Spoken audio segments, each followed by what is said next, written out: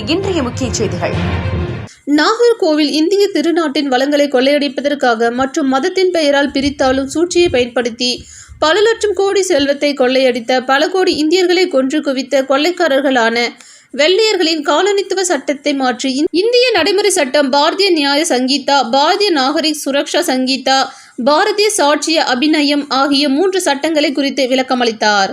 வரவேற்புரை உதவி தலைமை ஆசிரியர் தர்மலிங்கம், வாழ்த்துறை மிசா சோமன், கோட்ட செயலாளர் மற்றும் மாவட்ட தலைவர் இந்து முன்னணி, குளிச்சல் செல்லன், முனைவர் ஜெயபோஸ், வழக்கறிஞர் சிவகுமார் சிதரால், ரமேஷ், ராஜகோபால், வழக்கறிஞர் மணிகண்டன், விக்னேஷ், விஜய் பிரசாத், ஜெயசீலன், சஜீவ், சுப்பிரமணிய ராஜா, பத்மகுமார், ரமேஷ், கார்த்திக், விஜய் பிரசாத், தெய்வநாயக பெருமாள், ஐயப்பன் ஜி, கவிஞர் கண்ணன், ரவீந்திர கிருஷ்ணன், மணிகண்டன், விஸ்வ இந்து பரிஷத் மாநில அமைப்பாளர் காளியப்பன் ஜி, விஸ்வ இந்து பரிஷத் மாவட்ட தலைவர் கார்த்திக் பொன்முருகன், விஸ்வ இந்து பரிஷத் மாநகர தலைவர் ராஜா சுவாமி மகாதேவன், இளங்கோ, ஆசிரியர் இனியன், தம்பி கோபாலகிருஷ்ணன், புதிய உலக மாவட்ட அமைப்பாளர் கோட்டவிலை ராஜா, கிரிஜா, மணி, பொன்னுதுரை, கிருஷ்ணா, மணி, சோபன் பாபு, சிவபாலன், ராஜேந்திரன், கண்ணன், ராஜசேகர், சோமசுந்தரம், தங்கதுரை, விஜயு சந்திரன், கண்ணன், லட்சுமணன், ராஜன் மற்றும் நன்றியுரை மொட்டை விலை சிவகுமார் ஆகியோர் கலந்து கொண்டனர்.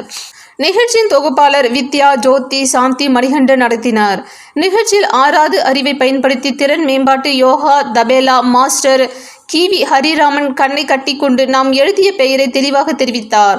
நிகழ்ச்சியில் ஆண்கள், பெண்கள் உட்பட ஏராளமானோர் கலந்து கொண்டனர். கன்னியாகுமரி மாவட்ட செய்தியாளர் சுரேஷ்குமார்.